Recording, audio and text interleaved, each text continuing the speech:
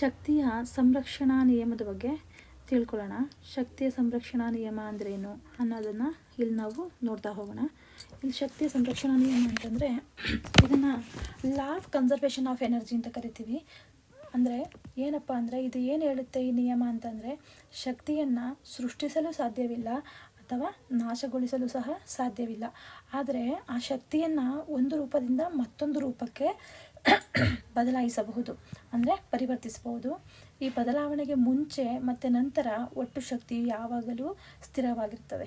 ಅಂದರೆ ಒಂದು ಶಕ್ತಿನ ನಾವು ಸೃಷ್ಟಿಸಲು ಸಹ ಸಾಧ್ಯವಿಲ್ಲ, ಆ ಶಕ್ತಿಯನ್ನು ನಾಶಗೊಳಿಸಲು ಸಹ ಸಾಧ್ಯವಿಲ್ಲ. ಆದರೆ ಆ ಶಕ್ತಿನ ನಾವು ಒಂದು ರೂಪದಿಂದ ಮತ್ತೊಂದು ರೂಪಕ್ಕೆ ಪರಿವರ್ತಿಸಬಹುದು. ಆ ಶಕ್ತಿಯನ್ನು ಒಂದು ರೂಪದಿಂದ ಮತ್ತೊಂದು ರೂಪಕ್ಕೆ ಪರಿವರ್ತಿಸಿ ಈ ಶಕ್ತಿನ ಒಂದು ರೂಪದಿಂದ ಇನ್ನೊಂದು ರೂಪಕ್ಕೆ ಪರಿವರ್ತಿಸ್ತೀವಲ್ಲ, ಅದು ಆ ಬದಲಾವಣೆ ಆಗೋದಕ್ಕಿಂತ ಮುಂಚೆ ಮತ್ತು ಬದಲಾವಣೆ ಆದ ನಂತರ ಒಟ್ಟು ಶಕ್ತಿ ಏನಾಗಿರುತ್ತಪ್ಪ ಅಂತ ಅಂದರೆ ಸ್ಥಿರವಾಗಿರುತ್ತದೆ, ಅಂದರೆ ಕಾನ್ಸ್ಟೆಂಟ್ ಆಗಿರುತ್ತೆ. Total energy is equal to constant, ಅಂದರೆ potential energy plus kinetic energy is equal to constant. Potential energy plus kinetic energy is equal to constant ಆಗಿರುತ್ತೆ. ಇದನ್ನು ನಾವು ಶಕ್ತಿಯ ಸಂರಕ್ಷಣಾ ನಿಯಮ ಅಂತ ಕರಿತೀವಿ. ಗೊತ್ತಾಯ್ತಲ್ವ ಫ್ರೆಂಡ್ಸ್? ಶಕ್ತಿಯ ಸಂರಕ್ಷಣಾ ನಿಯಮ ಅಂತಂದ್ರೆ ಏನು? ಶಕ್ತಿಯನ್ನು ಸೃಷ್ಟಿಸಲು ಸಾಧ್ಯವಿಲ್ಲ ಅಥವಾ ನಾಶಗೊಳಿಸಲು ಸಾಧ್ಯವಿಲ್ಲ, ಆದರೆ ಅದನ್ನು ಒಂದು ರೂಪದಿಂದ ಮತ್ತೊಂದು ರೂಪಕ್ಕೆ ಬದಲಾಯಿಸ್ಬೋದು ಅಥವಾ ಪರಿವರ್ತಿಸ್ಬೋದು. ಬದಲಾವಣೆಗೆ ಮುಂಚೆ ಮತ್ತು ನಂತರ ಒಟ್ಟು ಶಕ್ತಿ ಏನಾಗಿರುತ್ತಪ್ಪ ಅಂತಂದರೆ ಸ್ಥಿರವಾಗಿರುತ್ತೆ. ಇದನ್ನು ನಾವು ಶಕ್ತಿಯ ಸಂರಕ್ಷಣಾ ನಿಯಮ ಅಂತ ಕರಿತೀವಿ. ಮತ್ತು ಇದಕ್ಕೆ ಉದಾಹರಣೆ ನೋಡ್ತಾ ಹೋಗೋಣ. ಉದಾಹರಣೆ ಏನಪ್ಪ ಅಂದರೆ, ಇದಕ್ಕೆ ಒಂದು ಮುಖ್ಯವಾದಂತಹ ಉದಾಹರಣೆ ಯಾವ್ದು ಕೊಡ್ಬೋದು ಅಂತಂದರೆ, ನೋಡಿ ಇಲ್ಲಿ ಮೇಲಕ್ಕೆ ಎಸೆದ ಕಲ್ಲು, ಅಂದರೆ ಮೇಲಕ್ಕೆ ಒಂದು ಕಲ್ಲನ್ನು ನಾವು ಎಸೆದಾಗ ಕಲ್ಲು ಮೇಲಗಡೆ ಹೋಗುವಾಗ ಏನಾಗಿರುತ್ತೆ? ಕೈನೆಟಿಕ್ ಎನರ್ಜಿ ಕಡಿಮೆ ಆಗಿರುತ್ತೆ. ಕೈನೆಟಿಕ್ ಎನರ್ಜಿ ಮೀನ್ಸ್ ಚಲನ ಶಕ್ತಿ ಕಡಿಮೆ ಆಗಿರುತ್ತೆ.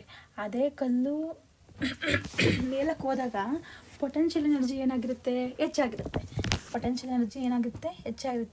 ಕೈನೆಟಿಕ್ ಎನರ್ಜಿ ಯಾಕೆ ಕಡಿಮೆ ಆಗಿರುತ್ತೆ ಹೇಳಿ? ಕೈನೆಟಿಕ್ ಎನರ್ಜಿ ಯಾಕೆ ಕಡಿಮೆ ಆಗಿರುತ್ತೆ ಮತ್ತು ಪೊಟೆನ್ಷಿಯಲ್ ಎನರ್ಜಿ ಯಾಕೆ ಹೆಚ್ಚಾಗಿರುತ್ತೆ ಅಂದರೆ, ಎತ್ತರಕ್ಕೆ ಹೋದಂತೆ ಈ ಪೊಟೆನ್ಷಿಯಲ್ ಎನರ್ಜಿ ಮೀನ್ಸ್ ಪ್ರಚನ್ನ ಶಕ್ತಿ ಹೆಚ್ಚಾಗ್ತಾ ಹೋಗುತ್ತೆ. ಓಕೆನಾ? ಮತ್ತು ಅದೇ ಥರ ಮೇಲಿನ ಪಾಯಿಂಟ್ನಲ್ಲಿ ಕಲ್ಲನ್ನ ಮೇಲ್ಗೆ ಎಸ್ದಾಗ ಮೇಲ್ಗಡೆ ಪಾಯಿಂಟಲ್ಲಿ ಏನಾಗುತ್ತೆ ಅಂದರೆ ಅಲ್ಲೋಗಿ ಒಂದು ಲೆವೆಲಲ್ಲಿ ಸ್ಟಾಪ್ ಆಗುತ್ತಲ್ಲ, ಆವಾಗ ಕೈನೆಟಿಕ್ ಅಲ್ಲಿಗೆ ಚಲನೆ ಸ್ಟಾಪ್ ಆಯಿತು. ಆವಾಗ ಏನಾಗುತ್ತೆ? ಕೈನೆಟಿಕ್ ಎನರ್ಜಿ 0 ಆಗಿರುತ್ತೆ. ಮತ್ತು ಪೊಟೆನ್ಷಿಯಲ್ ಎನರ್ಜಿ ತುಂಬ ಹೈಟ್ಗೆ ಹೋಗುತ್ತಲ್ವ ಕಲ್ಲು, ಹೈಟ್ಗೆ ಹೋಗೋದ್ರಿಂದ ಅಲ್ಲಿ ಏನಾಗುತ್ತೆ? ಪೊಟೆನ್ಷಿಯಲ್ ಎನರ್ಜಿ ಮ್ಯಾಕ್ಸಿಮಮ್ ಇರುತ್ತೆ. ಮತ್ತು ಅದೇ ಕಲ್ಲು ಮೇಲುಗಡೆಯಿಂದ ಕೆಳಗಡೆ ಬೀಳಬೇಕಾದ್ರೆ ಏನಾಗುತ್ತೆ ಅಂದರೆ ಪೊಟೆನ್ಷಿಯಲ್ ಎನರ್ಜಿ ಕಡಿಮೆ ಆಗುತ್ತೆ. ಅಂದರೆ ಹೈಟ್ ಕಡಿಮೆ ಆಯ್ತಾ ಬರೋದ್ರಿಂದ ಇಲ್ಲಿ ಹೈಟ್ ಜಾಸ್ತಿ ಇತ್ತು, ಅದಕ್ಕೆ ಮ್ಯಾಕ್ಸಿಮಮಲ್ಲಿತ್ತು ಪೊಟೆನ್ಷಿಯಲ್ ಎನರ್ಜಿ ಮೀನ್ಸ್ ಪ್ರಚನ್ನ ಶಕ್ತಿ. ಇಲ್ಲಿ ಕಲ್ಲು ಕೆಳಗಡೆ ಬೀಳುವಾಗ ಹೈಟ್ ಕಡಿಮೆ ಆಗೋದ್ರಿಂದ ಪೊಟೆನ್ಷಿಯಲ್ ಎನರ್ಜಿ ಏನಾಗುತ್ತೆ? ಕಡಿಮೆ ಆಗ್ತಾ ಹೋಗುತ್ತೆ. ಮತ್ತು ಕೈನೆಟಿಕ್ ಎನರ್ಜಿ ಏನಾಗುತ್ತೆ? ಜಾಸ್ತಿ ಆಗ್ತಾ ಹೋಗುತ್ತೆ. ಆದರೆ ಬದಲಾವಣೆ ಆದಮೇಲೆ ಮತ್ತು ಆಗೋದಕ್ಕಿಂತ ಮುಂಚೆ ಕಲ್ಲನ್ನ ಫಸ್ಟು ಮೇಲ್ಗಡೆ ಎಸ್ತಾದ್ಮೇಲೆ ಮತ್ತೆ ಮೇಲ್ಗಡೆಯಿಂದ ಕಲ್ಲು ಕೆಳಗಡೆಗೆ ಬಂದಾಗ ಬದಲಾವಣೆ ಆಗೋದಕ್ಕಿಂತ ಮುಂಚೆ ಮತ್ತು ನಂತರ ಒಟ್ಟು ಶಕ್ತಿ ಏನಾಗಿರುತ್ತಪ್ಪ ಅಂತಂದರೆ ಸೇಮೇ ಇರುತ್ತೆ. ಯಾವುದೇ ಚೇಂಜಸ್ ಆಗಿರೋದಿಲ್ಲ. ಪೊಟೆನ್ಷಿಯಲ್ ಎನರ್ಜಿ ಹೆಚ್ಚಾಗ್ಬೋದು, ಕೈನೆಟಿಕ್ ಎನರ್ಜಿ ಕಡಿಮೆ ಆಗ್ಬೋದು, ಈ ಥರ ಆಗ್ಬೋದು. ಆ ಒಟ್ಟು ಶಕ್ತಿಯನ್ನು, ಪ್ರಚನ್ನ ಶಕ್ತಿ ಮತ್ತು ಚಲನ ಶಕ್ತಿಯನ್ನು ಎರಡನ್ನೂ ಒಟ್ಟಾರೆಯಾಗಿ ಕೂಡಿಸಿದಾಗ ಶಕ್ತಿ ಏನಾಗಿರುತ್ತಪ್ಪ ಅಂತ ಅಂದರೆ ಸೇಮ್ ಆಗಿರುತ್ತೆ. ಯಾವುದೇ ಚೇಂಜಸ್ ಆಗಿರೋದಿಲ್ಲ. ಆದ್ದರಿಂದ ಇದನ್ನು ನಾವು ಶಕ್ತಿಯ ಸಂರಕ್ಷಣಾ ನಿಯಮ ಅಂತ ಕರಿತೀವಿ. ಇದನ್ನು ಏನಂತ ಕರಿತೀವಿ? ಶಕ್ತಿಯ ಸಂರಕ್ಷಣಾ ನಿಯಮ ಅಂತ ಕರಿತೀವಿ.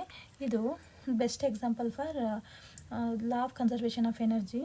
ಮತ್ತು ಇನ್ನೊಂದು ಉದಾಹರಣೆ ನೋಡೋದಾದರೆ, ಎರಡನೇದು ಉದಾಹರಣೆ ಲೋಲಕ ಮೀನ್ಸ್ ಪೆಂಡಲಮ್ ಇರುತ್ತಲ್ಲ, ಪೆಂಡಲಮ್ನ ಹಿಂಗೆ ಎಲ್ಲರೂ ಪೆಂಡಲಮ್ ನೋಡಿರ್ತೀರ. ಪೆಂಡಲಮ್ನ ಹಿಂಗೆ ತೂಗ್ಬಿಟ್ಟಾಗ ಅದೇನಾಗುತ್ತೆ? ಒಂದು ಬದಿಯಲ್ಲಿ ಪೊಟೆನ್ಷಿಯಲ್ ಎನರ್ಜಿ ಜಾಸ್ತಿ ಇರುತ್ತೆ. ಅಂದರೆ ಒಂದು ಸೈಡಿಂದ ಹಿಂಗೆ ತೂಗ್ಬಿಡ್ಬೇಕಲ್ವಾ, ಆವಾಗ ಅದನ್ನು ಸ್ವಲ್ಪ ಎತ್ತಿರೋ ಥರ. ಈಗ ಇದು ಸಿಂಪಲ್ ಇದು ಪೆಂಡಲಮ್ ಅಂದ್ಕೊಂಡ್ರೆ, ಇದು ಏನೋ ಒಂದು ಕಟ್ಟಿರ್ತೀವಿ ಅಂದ್ಕೊಳ್ಳಿ. ಇದನ್ನು ಈ ಬದಿಗೆ ತಗೊಂಡೋಗ್ತೀರಾ ಅಂದ್ಕೊಳ್ಳಿ. ಈ ಬದಿಗೆ ತಗೊಂಡೋಗಿ ಇಲ್ಲಿ ಒಂದು ಬದಿಲಿದ್ದಾಗ ಏನಾಗುತ್ತೆ? ಹೈಟ್ ಜಾಸ್ತಿ ಆಯ್ತಲ್ವ, ಹಿಂಗೆ ಈ ಕಡೆ ಎತ್ತಿದಾಗ ಆವಾಗ ಏನಾಗುತ್ತೆ? ಇಲ್ಲಿ ಪೊಟೆನ್ಷಿಯಲ್ ಎನರ್ಜಿ ಮ್ಯಾಕ್ಸಿಮಮ್ ಇರುತ್ತೆ ಮತ್ತು ಕೈನೆಟಿಕ್ ಎನರ್ಜಿ ಏನಾಗಿರುತ್ತೆ 0 ಇರುತ್ತೆ. ಮತ್ತು ಅದೇ ಪೆಂಡುಲಮ್ ಮಧ್ಯಕ್ಕೆ ಬಂದಾಗ ಏನಾಗುತ್ತೆ, ಕೈನೆಟಿಕ್ ಎನರ್ಜಿ ಜಾಸ್ತಿ ಇರುತ್ತೆ ಮತ್ತು ಪೊಟೆನ್ಷಿಯಲ್ ಎನರ್ಜಿ ಕಡಿಮೆ ಇರುತ್ತೆ. ಮತ್ತು ಮತ್ತೊಂದು ಬದಿಗೆ ಅಂದರೆ ಇನ್ನೊಂದು ಸೈಡ್ಗೆ ಬಂದಾಗ ಪೆಂಡುಲಮ್ಮು ಪೊಟೆನ್ಷಿಯಲ್ ಎನರ್ಜಿ ಜಾಸ್ತಿ ಇರುತ್ತೆ. ಆದರೆ ಮತ್ತೆ ಸೇಮ್ ಪೊಸಿಷನ್ಗೆ ಹೋದಾಗ ಯಾವುದೇ ತರಹದ ಎನರ್ಜಿ ಚೇಂಜಸ್ ಆಗಿರೋದಿಲ್ಲ. ಟೋಟಲ್ ಎನರ್ಜಿ ಏನಾಗಿರುತ್ತೆ, ಕಾನ್ಸ್ಟೆಂಟ್ ಆಗಿರುತ್ತೆ. ಮತ್ತು ಅದೇ ರೀತಿ ನಿಮಗೆ ಇನ್ನೊಂದು ಉದಾಹರಣೆ ಹೇಳೋದಾದರೆ, ಡ್ಯಾಮ್ನಲ್ಲಿರುವಂತಹ ನೀರು ಏನಕ್ಕೆ ಉದಾಹರಣೆ, ಯಾವ ಶಕ್ತಿಗೆ ಉದಾಹರಣೆ ಅಂತಂದರೆ ಪೊಟೆನ್ಷಿಯಲ್ ಎನರ್ಜಿಗೆ ಉದಾಹರಣೆ. ಆಯಿತಾ? ಅದೇ ಡ್ಯಾಮ್ನಲ್ಲಿರೋ ನೀರನ್ನು ಹರಿಯೋ ಥರ ಮಾಡಿದ್ರೆ ಅದು ಯಾವುದಕ್ಕೆ ಉದಾಹರಣೆ, ಕೈನೆಟಿಕ್ ಎನರ್ಜಿಗೆ ಉದಾಹರಣೆ. ಇದು ಯಾಕೆ ಅಂದರೆ ಡ್ಯಾಮ್ನಲ್ಲಿರುವಂತಹ ನೀರು ಎತ್ತರದಲ್ಲಿರೋದ್ರಿಂದ ಇದು ಎತ್ತರ ಮೀನ್ಸ್ ಪೊಟೆನ್ಷಿಯಲ್ ಎನರ್ಜಿ ಅಂತ ನಾನು ನೆನ್ನೆ ತರಗತಿಯಲ್ಲೇ ಹೇಳಿದ್ದೀನಿ. ಆದ್ದರಿಂದ ಪೊಟೆನ್ಷಿಯಲ್ ಎನರ್ಜಿ ತುಂಬ ಹೈಟಲ್ಲಿರೋದ್ರಿಂದ ಡ್ಯಾಮ್ನಲ್ಲಿರುವಂತಹ ನೀರು ತುಂಬ ಹೈಟ್ನಲ್ಲಿರೋದ್ರಿಂದ ಅದು ಪೊಟೆನ್ಷಿಯಲ್ ಎನರ್ಜಿಗೆ ಉದಾಹರಣೆ. ಅದೇನೇ ಹರಿಯಕ್ಕೆ ಬಿಟ್ಟರೆ ಅಂದರೆ ಚಲನೆ ಆಗುತ್ತಲ್ಲ ಅದಕ್ಕೆ ಇದು ಕೈನೆಟಿಕ್ ಎನರ್ಜಿಗೆ ಉದಾಹರಣೆ, ಅಂದರೆ ಚಲನಶಕ್ತಿಗೆ ಉದಾಹರಣೆ ಆಗುತ್ತೆ. ಮತ್ತು ಇದೆರಡು ಟೋಟಲ್ ಎನರ್ಜಿ ಏನಾಗಿರುತ್ತಪ್ಪ ಅಂತಂದರೆ ಕಾನ್ಸ್ಟೆಂಟಾಗೇ ಇರುತ್ತೆ. ಅದು ಏನೂ ಚೇಂಜಸ್ ಆಗೋದಿಲ್ಲ. ಆದ್ದರಿಂದ ಇದನ್ನು ಶಕ್ತಿಯ ಸಂರಕ್ಷಣಾ ವಿಧಾನಕ್ಕೆ ಉದಾಹರಣೆ ಅಂತ ತಗೋಬೋದು. ಗೊತ್ತಾಯ್ತಲ್ವ ನಿಮಗೆ? ಶಕ್ತಿಯ ಸಂರಕ್ಷಣಾ ವಿಧಾನಕ್ಕೆ ಉದಾಹರಣೆ ಯಾವುದು ಅಂತ ಏನು ಹೇಳಿ?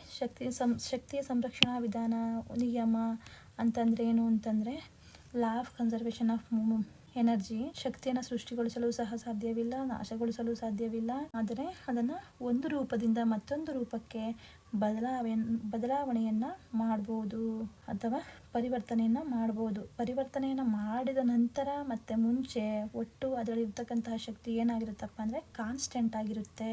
ಎನರ್ಜಿ ನೈದರ್ ಕ್ರಿಯೇಟೆಡ್ ನಾರ್ ಬಿ ಡೆಸ್ಟ್ರಾಯ್ಡ್. ಓಕೆ, ನೆಕ್ಸ್ಟು ಈ ಒಂದು ಅಧ್ಯಾಯದಲ್ಲಿ ಕೊನೆಯ ಟಾಪಿಕ್ ಇರೋವಂಥದ್ದು ಸಾಮರ್ಥ್ಯ ಮೀನ್ಸ್ ಪವರ್ ಅಂತ. ಪವರ್ ಅಂದ್ರೆ ಏನು? ಸಾಮರ್ಥ್ಯ ಅಂದರೆ ಕೆಲಸ ಮಾಡುವ ದರ ಅಥವಾ ಶಕ್ತಿಯ ವರ್ಗಾವಣೆಯ ದರವನ್ನು ನಾವಿಲ್ಲಿ ಸಾಮರ್ಥ್ಯ ಅಂತ ಕರಿತೀವಿ. ಏನು ಹೇಳಿ? ಕೆಲಸ ಮಾಡುವ ದರ ಅಥವಾ ಶಕ್ತಿಯ ವರ್ಗಾವಣೆಯ ದರವನ್ನು ಸಾಮರ್ಥ್ಯ ಅಂತ ಕರಿತೀವಿ.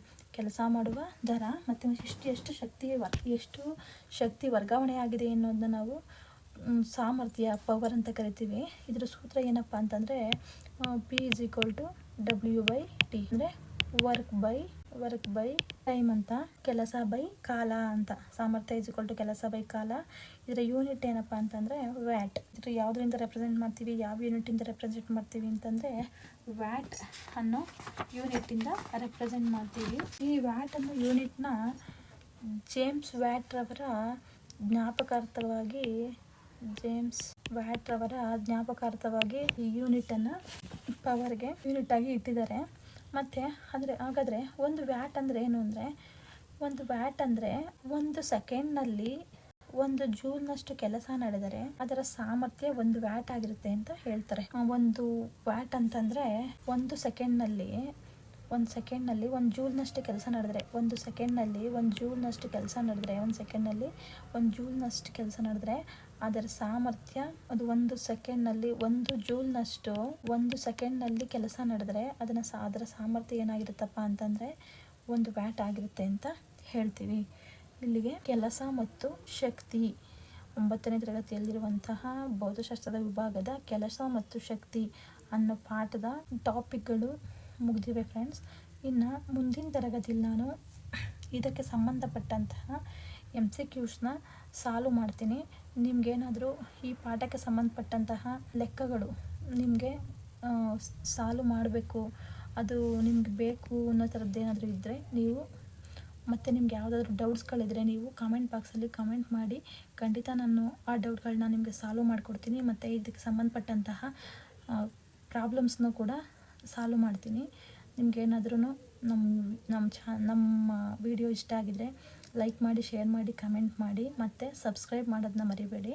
ನಿಮಗೇನಾದರೂ ಡೌಟ್ಸ್ ಇದ್ದರೆ ನಾನು ನಿಮಗೆ ಕ್ಲಾರಿಫೈ ಮಾಡಿಕೊಡ್ತೀನಿ. ಮತ್ತು ಇದ್ರ ಮೇಲೆ ಏನಾದರೂ ಪ್ರಾಬ್ಲಮ್ ಸಾಲ್ವ್ ಮಾಡಬೇಕು ಅನ್ನೋ ಥರದ್ದು ಏನಾದರೂ ಇದ್ದರೆ ದಯವಿಟ್ಟು ಕಮೆಂಟ್ ಮಾಡಿ, ನಾನು ಸಾಲ್ವ್ ಮಾಡ್ತೀನಿ. Thank you friends.